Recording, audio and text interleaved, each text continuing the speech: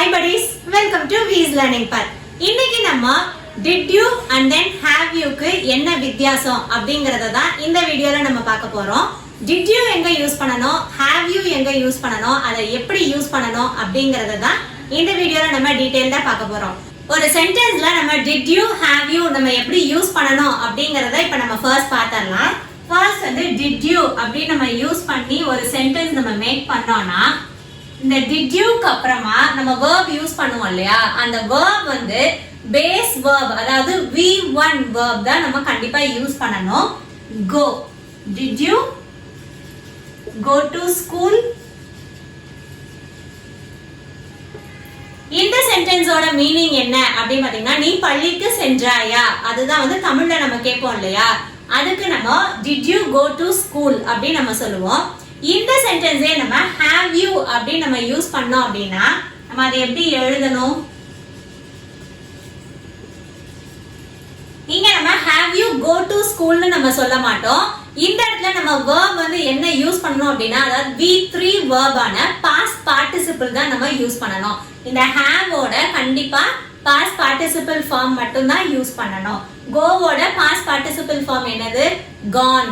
go, went, gone. Have you gone to school? இந்த சென்டென்ஸோட meaning நீ பள்ளிக்கு சென்றிருக்கிறாயா அப்படி நம்ம கேட்போம் இல்லையா, அதுதான் வந்து இந்த ரெண்டு சென்டென்ஸோட டிஃபரன்ஸ். ஃபர்ஸ்ட் ஒன் நீ பள்ளிக்கு சென்றாயா அப்படி நம்ம கேக்குறதுக்கு did you go to school அப்படி நம்ம கேட்கலாம். நீ பள்ளிக்கு சென்றிருக்கிறாயா அப்படி நம்ம சொன்னோம்னா அந்த இடத்துல நம்ம have you gone to school அப்படி நம்ம யூஸ் பண்ணனும். ஓகே, இப்போ நம்ம இந்த did you and then have you ஓட ஸ்ட்ரக்சர் வந்து நம்ம பார்த்துட்டோம். இப்போ எந்த இடத்துல did you யூஸ் பண்ணனும், எந்த இடத்துல have you யூஸ் பண்ணனும் அப்படிங்கறத சில எக்ஸாம்பிள்ஸோட நம்ம பார்க்கலாம் வாங்க. ஒரு குறிப்பிட்ட நேரத்துல ஒரு ஆக்ஷன் வந்து நடந்து முடிஞ்சதுக்கு நம்ம இந்த did you அப்படிங்கற verb நம்ம யூஸ் பண்ணுவோம். அது எப்படி யூஸ் பண்ணலாம் அப்படிங்கறத சில ரியல் டைம் எக்ஸாம்பிள்ஸோட நம்ம பார்க்கலாம். இப்போ சப்போஸ் நம்ம ஒரு ட்ரிப் போயிட்டு வந்திருப்போம் யூஎஸ்க்கு, நம்ம வந்து அதை ஃப்ரெண்ட்ஸ் கிட்ட ஷேர் பண்ணுவோம், நான் வந்து போன வாரம் யூஎஸ் போயிட்டு வந்தேன் அப்படின்னு நம்ம சொல்லுவோம்.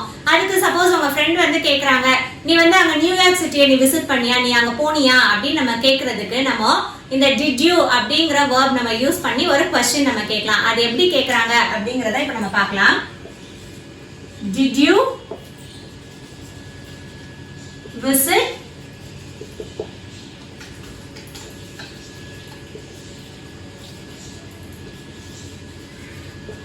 New York city? ஓகேவா? இப்போ சப்போஸ் அது வந்து முடிஞ்சு போனது இல்லையா, ஒரு குறிப்பிட்ட நேரத்துல நம்மளோட ட்ரிப் போன இடத்துல நம்ம வந்து நியூயார்க் சிட்டியை நீ பாத்தியா, அங்க போனியா அப்படின்னு நம்ம ஃப்ரெண்ட் கேக்குறா, அதுக்கு நம்ம இந்த did you அப்படிங்கிற verb நம்ம யூஸ் பண்ணுவோம்.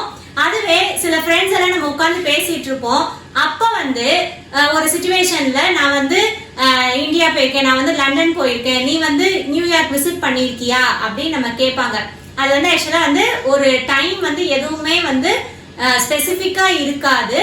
அந்த இடத்துல நம்ம have you visited அப்படிங்கிற verb நம்ம யூஸ் பண்ணனும்.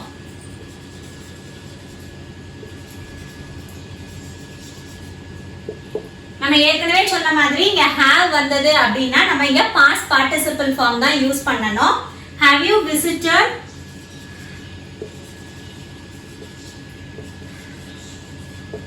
New York city?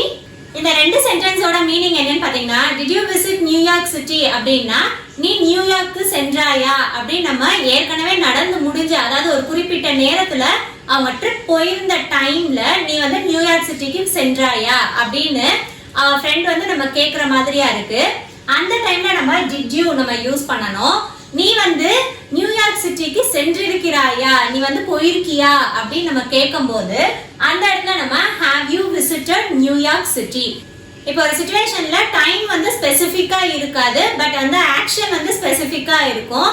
அந்த இடத்துல நம்ம have you visited New York city அப்படி நம்ம क्वेश्चन கேட்கலாம். ஓகே, இப்போ உங்களுக்கு இந்த did you and then have you க்கு டிஃபரன்ஸ் தெரிஞ்சிருக்கும்னு நினைக்கிறேன். இப்போ வேற ஒரு சில சிச்சுவேஷன்ல நம்ம எப்படி யூஸ் பண்ணலாம் அப்படிங்கறத இப்போ நம்ம பார்க்கலாம். இப்போ செகண்ட் சிச்சுவேஷன் என்னன்னு பாத்தீங்கன்னா, குறிப்பிட்ட நேரத்துல அந்த ஆக்ஷன் வந்து ஒரே ஒரு தடவை தான் நடக்கும்.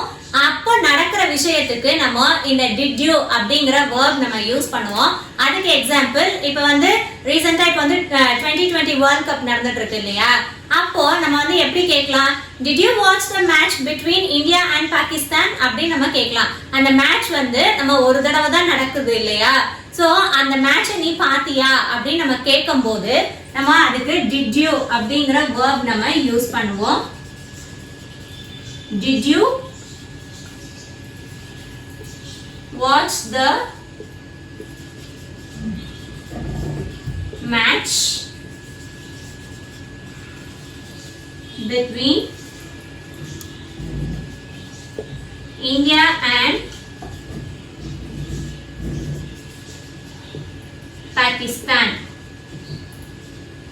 நெக்ஸ்ட் சிச்சுவேஷன் என்னன்னு பாத்தீங்கன்னா, ஒரு சென்டென்ஸ்ல ஆக்ஷன் வந்து குறிப்பா சொல்லியிருப்பாங்க, ஆனா டைம் வந்து குறிப்பிட்டு சொல்லியிருக்க மாட்டாங்க.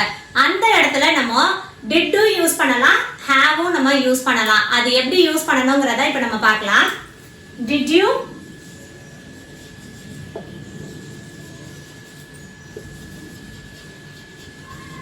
finish reading the book?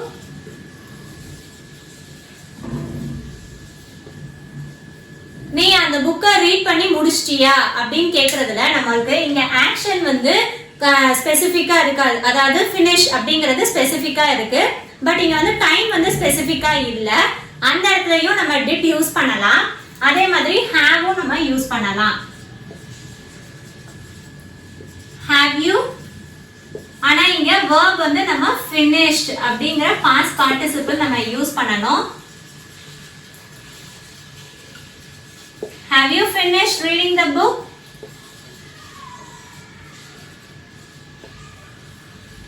Okay, இப்போ இந்த ரெண்டு சென்டென்ஸ் பொறுத்த வரைக்கும் அந்த சிச்சுவேஷன்ல ஆக்ஷன் வந்து இங்க ஸ்பெசிஃபிக்கா இருக்கு, ஆனா டைம் வந்து ஸ்பெசிஃபிக்கா இல்ல. அப்படிங்கிற சிச்சுவேஷன்ல நம்ம did youவும் யூஸ் பண்ணலாம், have youவும் யூஸ் பண்ணலாம். ரெண்டு யூஸ் பண்ணாலுமே வந்து கரெக்ட் தான். இப்போ சப்போஸ் ஒரு சென்டென்ஸ்ல ஆக்ஷனும் ஸ்பெசிஃபிக்கா இல்லாம டைமும் ஸ்பெசிஃபிக்கா இல்லாம இருக்கிற இடத்துல நம்ம அந்த இடத்துல நம்ம have you அப்படிங்கிற verb தான் நம்ம யூஸ் பண்ணணும். அது எப்படி யூஸ் பண்ணலாம்ங்கறத இப்போ நம்ம பார்க்கலாம். have you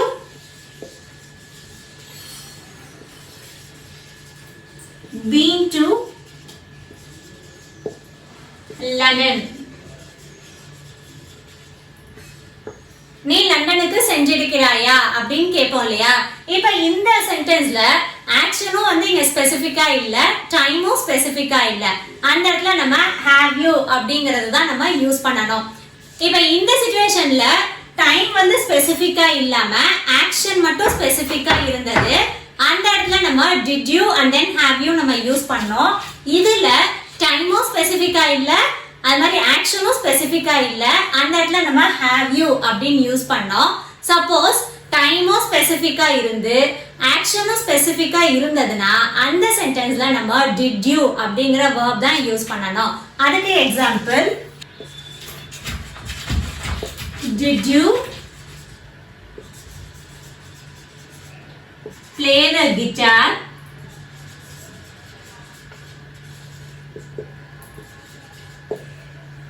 in your school days?